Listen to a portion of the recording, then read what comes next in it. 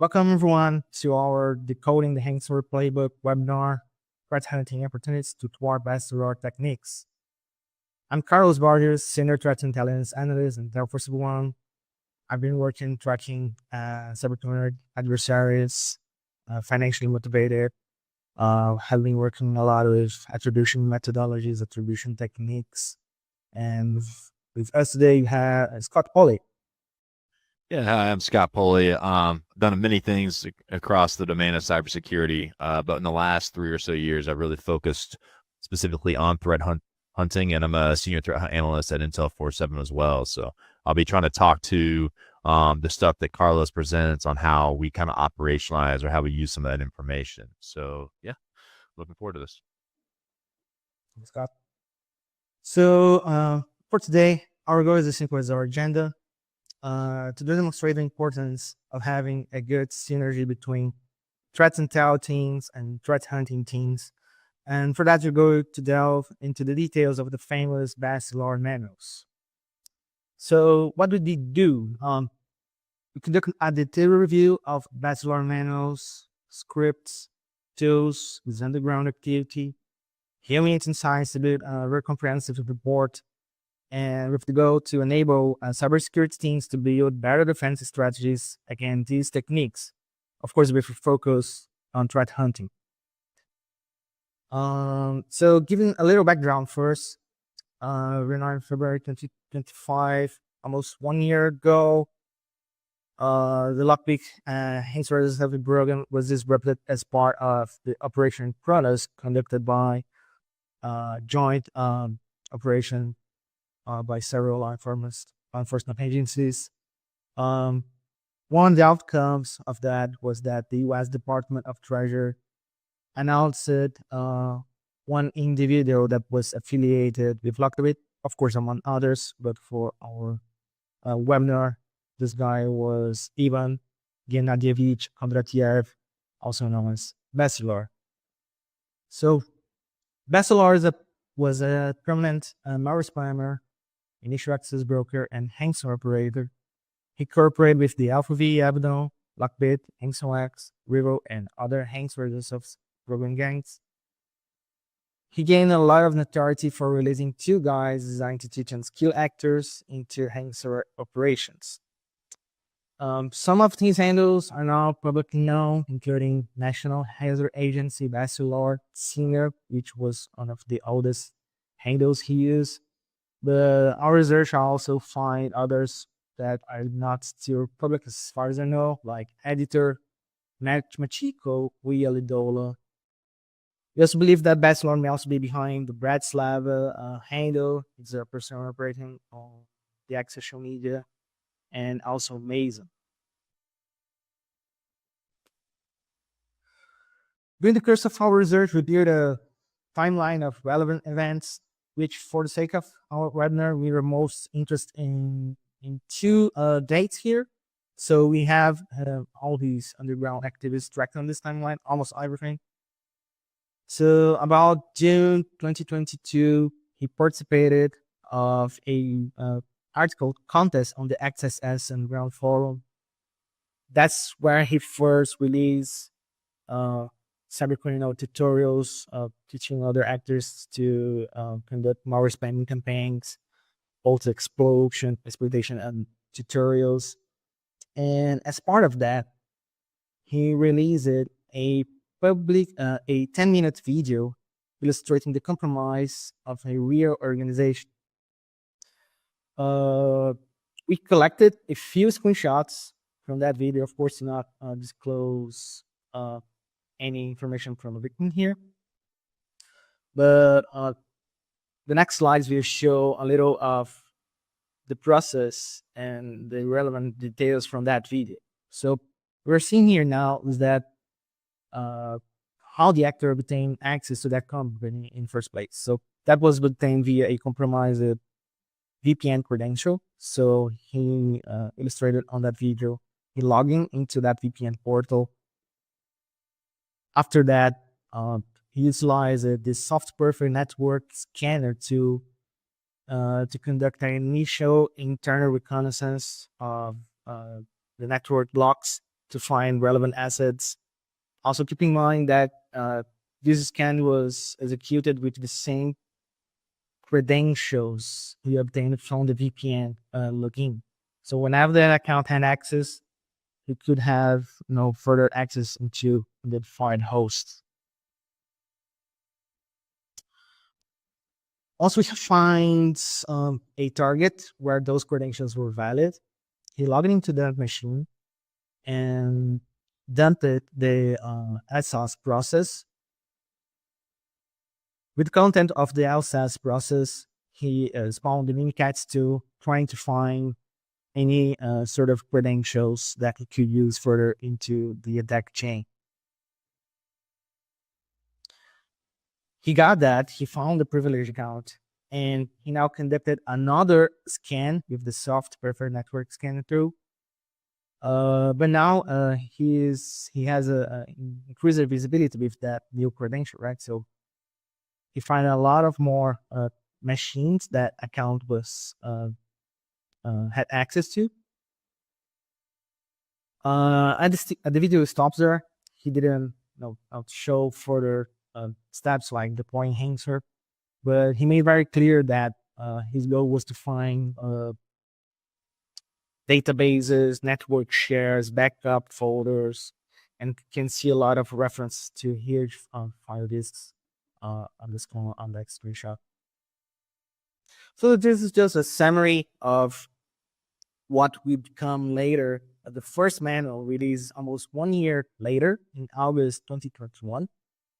Almost of all the contents observed from that video were included somehow in this manual. The actor also released a set of tools and scripts with the manual, and the main contents of the manual helps cyber criminals to learn, to understand how to conduct privilege escalation techniques, lateral movement, and identify further targetings on the network. During the course of our research, we actually find another manual, another edition of this first manual, which included a few more pages. That other manual, that second edition, it also disclosed a few actors who help it Bassterlord somehow give contents from that manuals. So we have the actor Lalartu, which is assessed as a mentor of Bassterlord. We have Azawaka, which is well-known Hanser operator. Yash Jacob, who helped Bassterlord editing the contents of the manual. Marmalade Knight is the underground provider of tools. TNT and Satir would help it with specific contents from the manuals.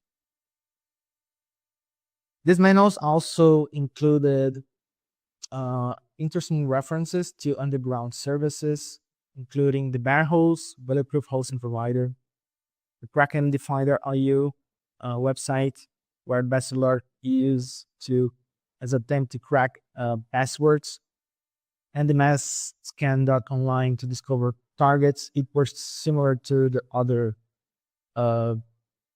asset centering giants like Shodan Census AO. The second manual, it was offered for sale in December 2022 for about $20,000. It provided additional insights into how to obtain initial access to companies, further methods to escalate privilege, and a little more focus on how to breach gamer-based technologies. This manual also included further references to Bitcoin addresses that Bassterlord used. We identified two versions, one redacted, another unredacted with less content. And the raw of the unredacted version, that includes a lot of details of high-profile victims compromised by Bassterlord. Some of those victims were even included and claimed as victims on the LockBit shiny block. So we analyzed all these two manuals, all the contents, and summarize everything into these three graphs.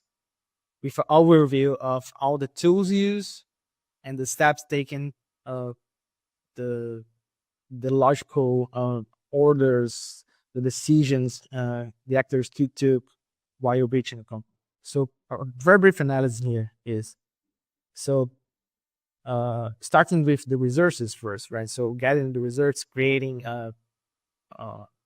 virtual private servers. To gain access to those targets, Bassterlord mostly use brute force techniques to breach VPN corporate portals. He exploited the blue key vulnerability on exposed RE servers, and also exploited other vulnerabilities impacting corporate VPN portals. So once inside the network, as we briefly saw with those screenshots, he utilized the soft perfect network scanner to identify targets.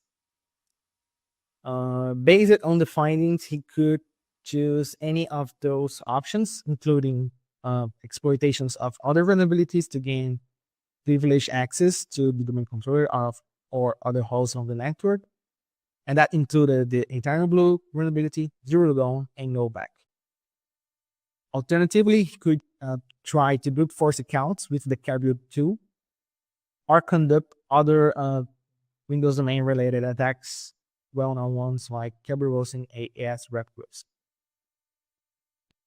Based on findings, he could either try to crack the passwords found, or maybe just use the compromised plain text credentials directly, if that was the brute force. And the new scan will be executed with those new elevated credentials, utilizing again soft perfect network scan, exactly as we saw on the screenshots before.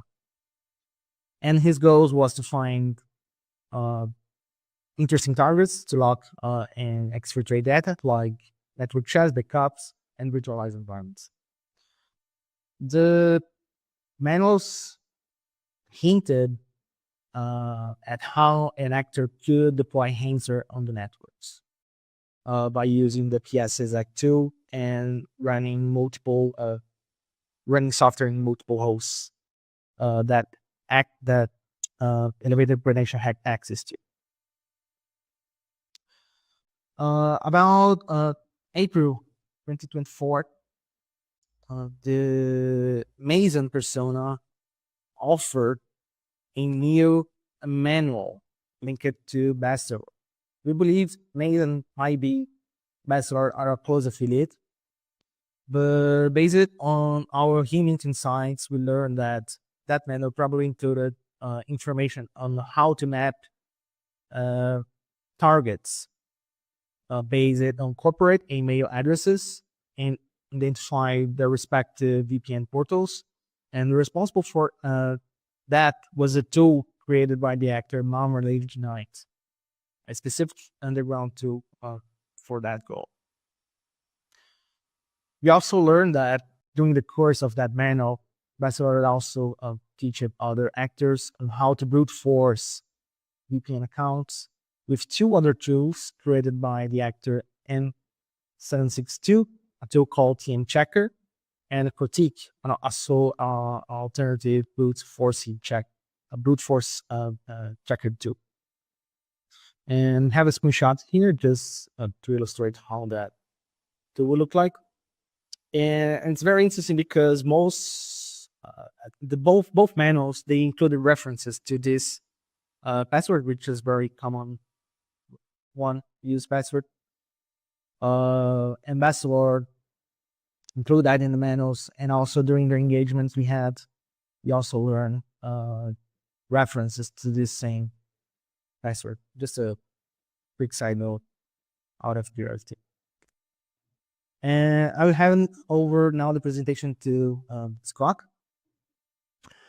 All right. So, obviously what's interesting about all the manuals that were released and the, I guess the engagement Bassterlord had with other operators or other people on the ground, we can see a lot of these behaviors replicated amongst many ransomware groups in general, and just some crime-based groups as well, from the criminal underground. So we know people are sharing information. I thought Carlos did a good job kind of showing that connection as well, because those connections are really important. So what's interesting is, as you saw the manuals and some of the demonstrations were happening back in like 2020. I'll hopefully remember to mention even some of the most recent things and activities you saw from some of the things I'll show, so you can see how some of those behaviors are still relevant, and that's why we hunt for them. So this came up multiple times when Carlos was talking about the soft perfect scanner. So it's basically a tool to help discover shares and things on the network. And the thing to think about when it comes to these tools, how do you kind of scope that problem? So usually when I look at behaviors or things from a report, I kind of like to think, well, how would an actor have to do this, or what do they need to do this? Because one, it helps me hunt for it better, but two, it also helps narrow the scope sometimes. Because if there's only a unique circumstance when this behavior may be seen, then I know I can kind of like fine tune or be more specific in my hunt than being more general and broad across my environment. So you might think about what privileges are required if you're going to do that scan. Where would it be run from? In the case of the soft perfect scanner, you definitely would have more returns on your scan if you move the tool into the environment and then scan from some sort of compromised host within the environment. So just understanding that relationship helps. And then what would be some of the next steps, right? That's always how I like to think is, okay, if I do see this behavior, what are some of the follow-on behaviors? For two reasons. One, it gives me something else to look for to validate. But two, it also helps me understand if I have a really hard time hunting for maybe this specific behavior, this scanner, I get too much noise or whatever. If I have an understanding of what the next steps may look like, maybe I try to hunt for those instead, right? It just kind of helps give me some options. So in the case of the soft perfect scanner, one of the things to note, if you're looking at the screenshot here, it's an example of a scan, and there's those little red ticks, right? You can see them next to the C drive. Those red ticks imply that it's also writable. That's what the tool is basically telling you. And how the tool determines that is it touches all the shares it sees and creates this delete.me file. It creates the file so it knows it's writable, and then it deletes it, right? It's part of the process of how the tool does the scanning. So understanding certain things, doing some of the research helps defend against some of these things. So based on that information, there's obviously some visibility you'd have to pick up on, because one, you can't really do forensics analysis that easily, especially across your environment, because it's a file that exists for just a split second. And two, there's not usually a lot of telemetry natively for this type of behavior. So in this case, you can see there is the file create specification there. That's for Sysmon. So Sysmon's a really easy way to look for especially unique files, and this is just looking for that extension .me. And then the last part is the basically configuration to turn on the Windows event that's associated with file shares when files are being created. And the interesting thing there is a lot of people do turn on that auditing, and they turn it on for file share specifically, which can be noisy in itself, right? Because you're dealing with a lot of, depending on how large organization is and things like that. But if you turn on that log for, say, endpoints in your environment that aren't native file shares, it's a way to have some telemetry that can be generated that doesn't generate a lot of noise, at least from some of the testing that I've done. So it's like a good thing to potentially turn on that you wouldn't think to turn on because it's associated with file shares specifically. But then looking for the event. So in this case, this is just a simple Splunk query to hunt for the event code 5145, which is associated with that Windows event you can turn on. And saying, yeah, I want to see, where there's within a 5-minute time window, how many of these delete.me files potentially could be created. And which gives me a sense of, hey, I see some activity that is really strange, that kind of matches the criteria I'm looking for the soft perfect scanner. So I can kind of give you some edge looking for those types of things. And with the testing I was doing, even with this tool, you can see there's multiple host names that are being listed. You can see it's only a single file, delete.me. And you can see the share paths that are basically bouncing off of for that. So a clear identification for this. And what's interesting about this is I think the last report I've seen where soft perfect scanner came up, was the end of 2024. So we talked about how recent are these behaviors still being, happening.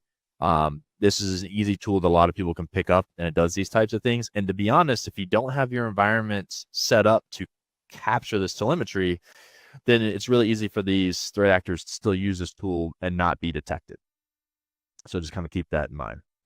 One of the other things I thought was interesting, there was some mention of using wdigest. One of the things about wdigest is an older authentication protocol that's on most modern Windows systems is disabled by default. But basically, one of the weaknesses of wdigest is it allows when someone logs in, it stores those credentials in plain text in memory. So when it comes to using tools like Mimikatz and things, when you extract those out, you're able to have an easier access to those credentials. In a lot of cases, it's controlled by a registry key.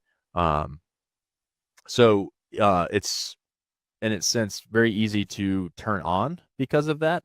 The only catch there is once it's enabled, it doesn't turn the credentials that have been logged in previously into plain text. Only then the next logins will actually start capturing those things. So, another thing, like what kind of access would someone need to be able to turn this on or change that registry key? So they probably need some elevated privileges. So, there's potentially some behaviors before that. The significance, it's something else to think about is, like I mentioned before, it's not going to initially make that machine now they can access plain text credentials, right? It just sets up that host so that future connections, they can capture that potentially. But sometimes I've seen where people have used this technique and then try to force a user to re-log in or re-authenticate in some way to try to capture that. So, kind of looking for some of those next steps. This one's kind of interesting, right? Because there's many ways how people might try to do this as far as techniques. So you might hunt for it in different ways. Obviously, if you have telemetry for the registry, that specific registry we called out, it's probably the most reliable way because the other methods to change that registry, you will capture it because it's going to be that registry being changed. So if you had the sysmon, it's usually preferred choice because you can kind of customize what registry things you look for. It's a good way to look for that.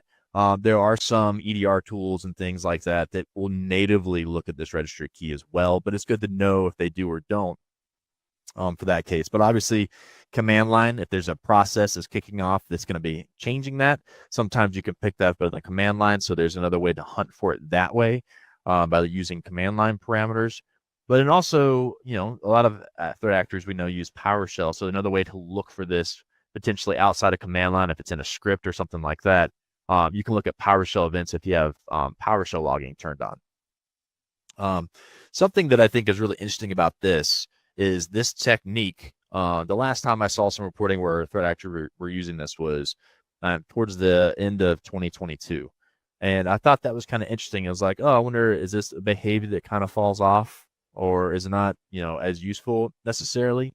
But as I've given this kind of talk and talked about this specific hunt before with audiences and things, I know that this is one method that some threat actors use to try to basically get past credential guard.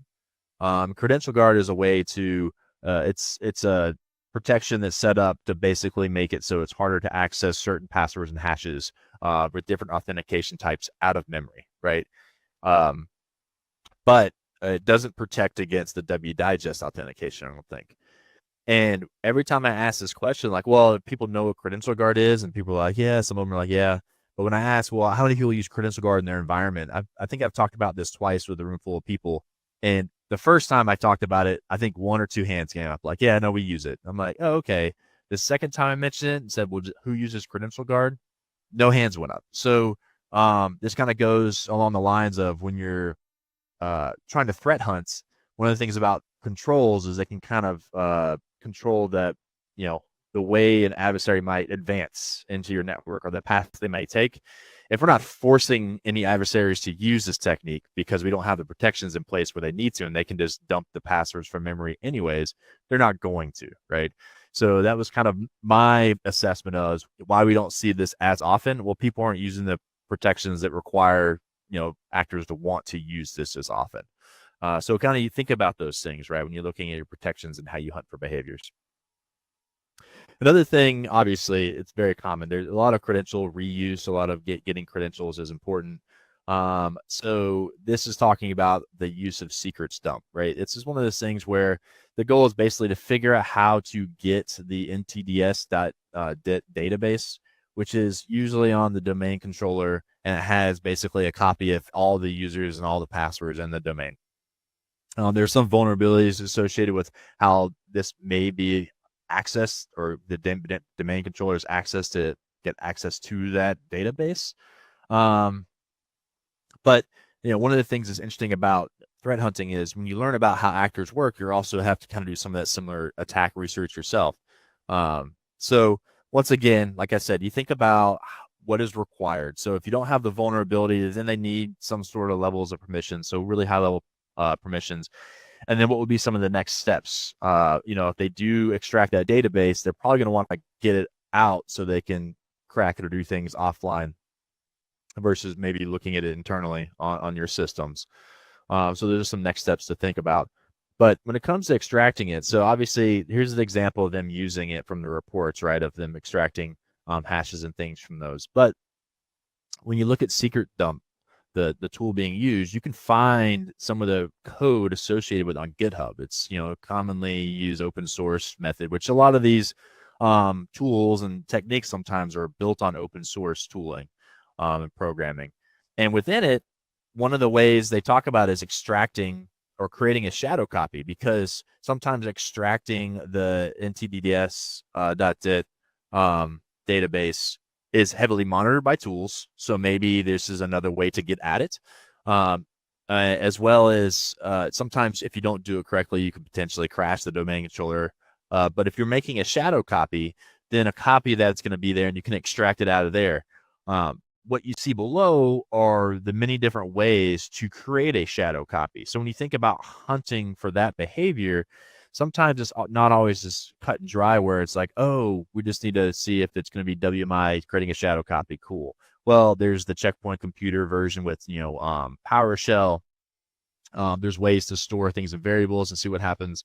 And then if you are on a server, so you're on the domain controller, you can actually use VSS admin. So those are kind of different methods as far as creating shadow copies. So that's kind of ways to look at this advanced problem with the tool, where you might look into how that tool actually functions, and then you can actually look at how do we capture this type of behavior, which is recently used as well. I want to say the last time this was used was it was December of 2024 as well. So and now going on to another case study here.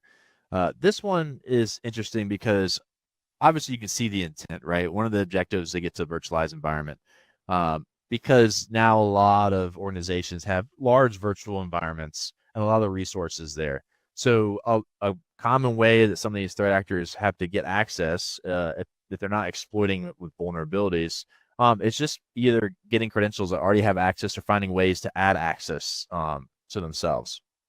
And that's kind of what was covered here in some of the manuals in the discussion here. There wasn't a lot of context of what happened. And this happens a lot when you look at threat information that you can collect, and then you try to figure out, well, how do I hunt for these things? So, knowing that, that's when these questions, I think, come into even more play. Like, what would an adversary do with this level of access? What do they have to gain? So what could some of those next steps actually be? So then you go to, well, what are some of the things threat actors have done in the past? Especially we're talking ransomware. Obviously there's going to be ways where they shut down different services so they can potentially encrypt the environment that way within the virtual environment, or the host specifically on the ESXi server. But knowing that and knowing what steps they may have taken, those are some things to be aware of or be looking for. Do you have hunts for that or detections around that? Obviously understanding what privileges are required, so what accounts potentially to look for weird activity and what that activity, so you start normalizing your environment. And then the next steps, like I kind of gave you some next steps as far as hitting some of those questions, but what would that look like? So when I look at, for instance, some of the hunts that we specifically have, and we've seen previous things. So one, executing commands on Windows guest virtual machines. So there's ways where if the VMware tools is installed on your host machines to help with monitor resource management, there's ways to also execute commands. So depending on the type of host you have in your virtual environment, that might be something that's done and that's been seen, right? This was seen back in September, I believe, of 2024, the last report I saw with this activity. But obviously disabling functions. We talk about ransomware. Ransomware, one of the things to be successful is it has to shut things down that will impede where files potentially could be locked by other processes or so forth. So there's always this big swath of, terminate things, shut things down, the right before the malicious activity happens.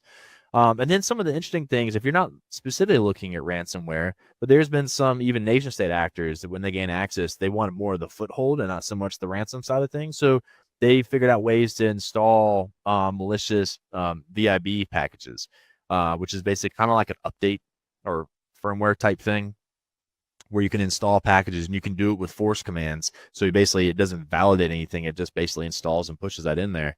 And then another common thing that I've seen people are at least hitting, or some past instances of hitting ESXi, is time stomping with touch. A lot of people are familiar with the touch command in Linux, right? Where you can touch, create a file. Well, there's some other arguments you can provide with touch that will allow you to basically mimic the timestamp of another file on the machine. So a lot of times what they'll do is say, I want this new file I created to have the same timestamp as, say, one of the core system files. So it looks identical to when the system was kind of stood up or whatever. So it's always been there. So those are things to look for. But like I've mentioned before, when we talked about soft perfect, if you don't have the right telemetry in place before the attack, it makes it much harder to identify or hunt for it, right? Something that I think is very important. There you can see the last, after the last bullet there, auditing ESXi shell logins and commands. So what's nice about ESXi is they do log this information. When someone remotely connects in and they start doing activities, all that's being logged, but a lot of times that's not being collected. Well, there is a knowledge-based article.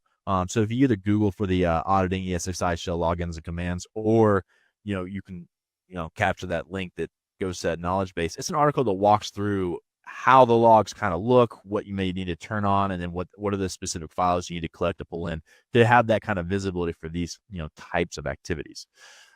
So you can see telemetry becomes really important when understanding past attacks, especially if there's not a lot of context with some of the reporting, some of the stuff that threat actors share and disclose. So now kind of segueing a little bit, but I talked about how, hey, there's a bunch of hunts you can do with the ESXi effectiveness, essentially because they were being targeted, but they didn't talk about how they're being targeted. Well, this is kind of how you look at threat hunting in general.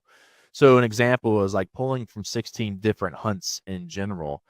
We can see from a malware perspective how those 16 different hunts address more than 16 different malwares. And this is why we look at these behaviors and we saw that, some of these behaviors are being mapped to multiple ransomware groups, right? So that's the beauty of hunting on those specific behaviors that are able to be extracted from those reports.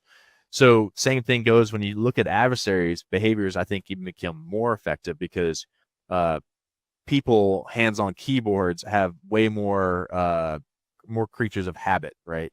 So you can see how even 16 hunts pulled out can actually address a lot of different threat actors from a lot of different areas, including crime, but also nation state based and driven things.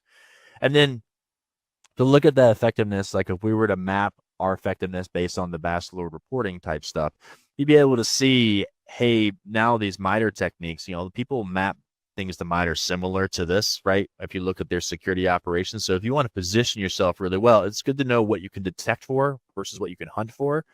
But it's also good to know how effective your hunts are in general, because your hunts might map to more than one technique. So that's kind of what this is to help illustrate as well.